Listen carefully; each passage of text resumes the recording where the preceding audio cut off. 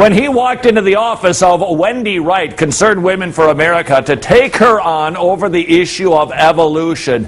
Hey, Wendy, if you're watching, nice job.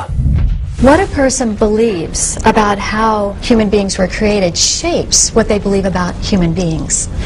That if we believe that human beings were created out of love, that is, by a loving creator, and has given each one of us not only a material body, but a spirit and a soul, we then are more likely to treat other people with respect and dignity. Yes, but you have to contend with facts, don't you? And, I mean, if evolution is a scientific fact, you might as well be concerned about gravity or the Milky Way, mightn't you? Yes. Well, there's been an effort within the scientific community to censor out information against evolution that proves that evolution may not be as many scientists believe. There have been many times in which evidence that was brought forward to bolster the idea of evolution turned out to be fraudulent. So what we argue for is to teach the controversy. Don't censor out the facts that go against evolution, such as the famous pig's tooth, the tooth that was claimed to be an example of a prehistoric man and turned out to just be the tooth of a pig. There are numerous examples like that. So teach the controversy rather than try and censor out the information that shows that evolution is questionable. Seriously, there isn't a controversy. There may be a controversy within evolution about certain details, but the fact of evolution is uncontroversial. I mean, whether you like it or not, we're cousins of chimpanzees, we're slightly more distant cousins of monkeys, etc. I mean, pig's teeth are really irrelevant. Of course you can dig up mistakes and even outright fraud. I mean, the Piltdown hoax was an outright fraud. But that was never used as evidence for evolution. It was just a particular case of somebody in the 1920s who fraudulently made up a fossil. There's no evidence of evolution from one species to another. There's microevolution within a species, but not going from one species to another. Oh, really? And actually, the way you have framed this and your very closed-mindedness really is a very good example of the kind of censorship we see within the scientific community that won't even allow discussion about the controversy, that says that we can't even discuss any evidence that might show that evolution is questionable. Isn't that funny? The very thing that they used to protest, hey, you're stifling science and not allowing us to bring in the information. It's the very thing they're doing. What's the difference between gravity and evolution? Here it is. I just tested gravity. There's no way you can go back and test evolution. That's why it's historical science. You can't duplicate anything that happened in the past with any semblance of certainty. So all you have at that point then is merely interpretation. Now, please witness Richard Dawkins desperately reaching, scrambling, and doing what else? Appealing to authority. Where did you study science? Well, see, that's the point. Scientists are now claiming that they're the only ones that can speak on this issue.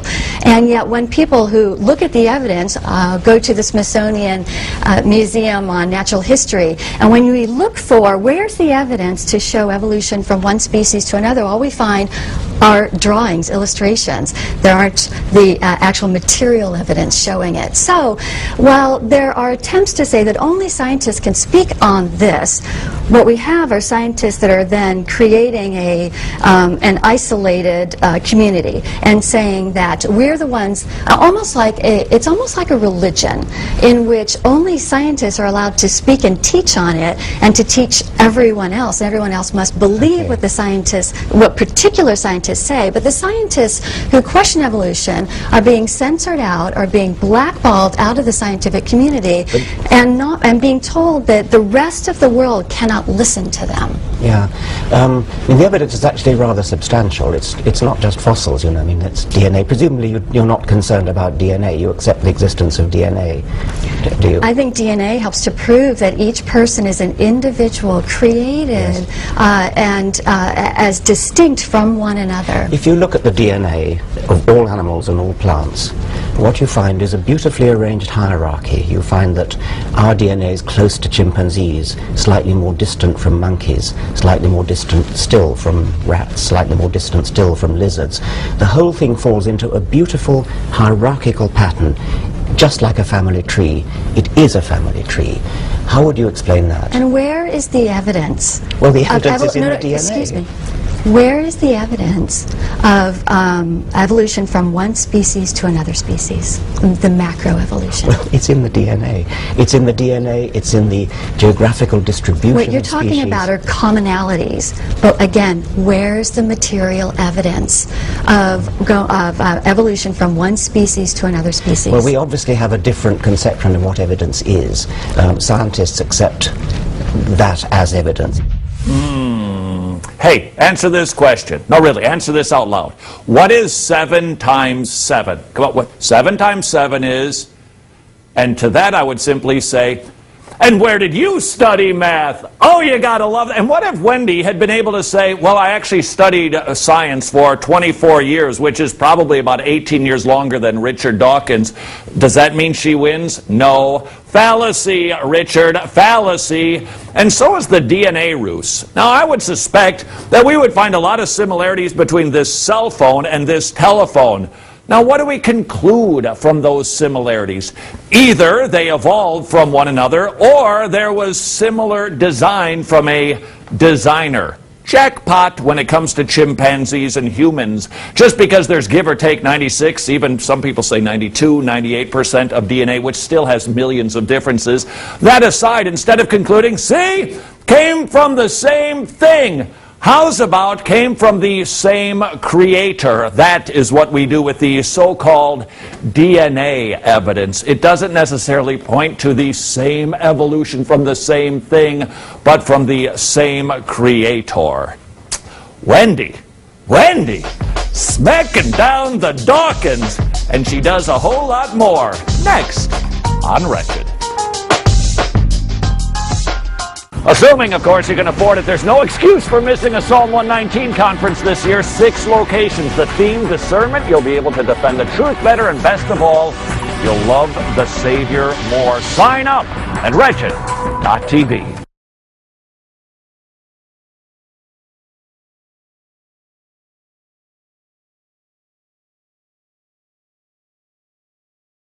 Did you know that you share over 90% of the same DNA as a watermelon? You know what that means, don't you? You evolved from a piece of fruit! Welcome back to our Wretched. Richard Dawkins entered into the Concerned Women for America offices to take on Wendy Wright.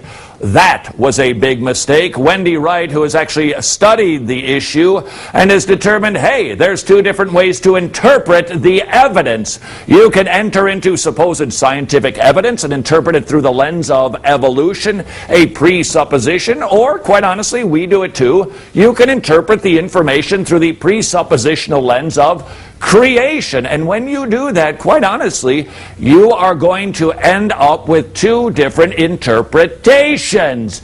It just kind of depends on your agenda. It sounds to me as though you've got some kind of another agenda. Is it perhaps that your hostility to evolution, which by the way is not shared by bishops and archbishops and people like that, your hostility to evolution perhaps stems from something emotional? Like, I mean, is it that you feel that evolution? I mean, I've heard people say, for example, tell me I'm related to a monkey. I'm not related to a monkey. Tell people they're related to monkeys and they'll behave like monkeys. Tell people they're related to pond slime and they'll behave like pond slime. Is part of that the hidden agenda behind your rejection of science? There's no hostility and there's no hidden agenda. We've been very upfront with what it is we believe. And the ad hominem attacks that people who favor evolution use against people who don't buy into that, I think shows the lack of confidence in the evidence. If evolution had so much evidence behind it, then those in favor of evolution would not have to be reduced to ad hominem attacks against those who say, show us the evidence, show us what's lacking. Well, I think I dispute ad hominem, but I think you could understand a certain annoyance. It's a little bit as though a teacher of classics, I'm talking about education now, in schools and universities.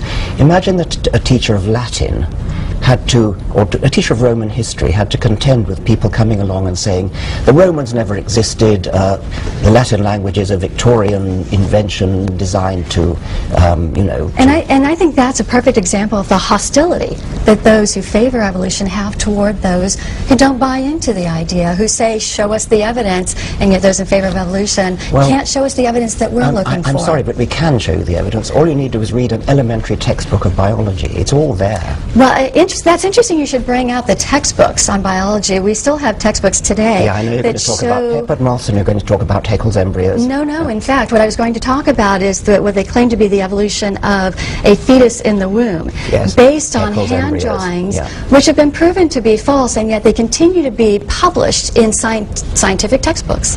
Haeckel's embryos are just one little thing. It's a Victorian thing. Plenty of people made mistakes in and yet continues to be published in today's textbooks. Well, no longer actually, but I don't think it's really fair, is it, to pick on particular Victorian mistakes. It is a Victorian mistake. Oh, I mean, but it was carried over into the 20th century. Yes, and that was a mistake, and that's been corrected.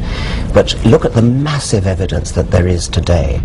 And how do we know that massive evidence doesn't have errors in it too? Which, by the way, the Haeckel's embryos, a version of it has been carried over into textbooks to this day. I mean, come on, telling somebody, hey, go read just a little old biology textbook, you'll see evolution there, is sort of like saying, yeah, go take a look at some sheet music. You're going to find notes in there. You don't say. That was the way that it was written to support the presupposition. Is there an agenda in the evolution versus creation debate? There's no question about it. The atheist would say, this allows me to be an intellectually satisfied non-believer in God.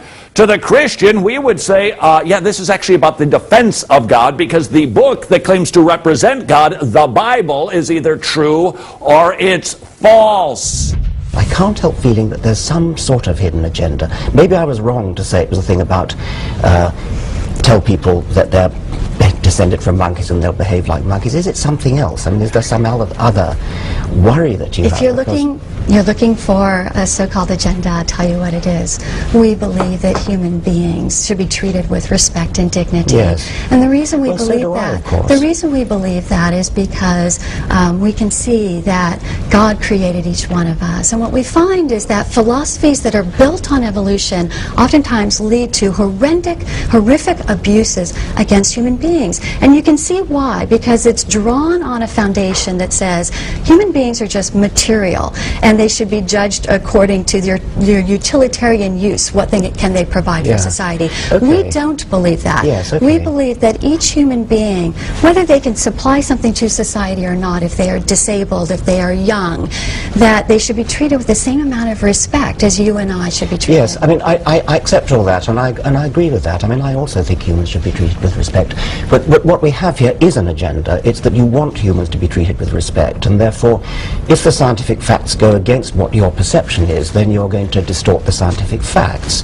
Now, why don't you instead accept the scientific facts and say, but we still want to treat humans with respect? Let's look at evolution, and let's see that we can indeed treat humans with respect. What I go back within the evolution framework. What I go back to is the evolutionists are still lacking the science to back it up. But instead what happens is science that doesn't bolster the case for evolution gets censored out, such as there is no evidence of evolution from going from one species to another species. If evolution had occurred, then surely, whether it's going from birds to mammals or even beyond that, surely there'd be at least one evidence. No, you say there are, but there simply are not. Well done, Wendy Wright, Concerned Women for America. Richard Dawkins. Dude. I mean, can I call you dude? This is Wretched.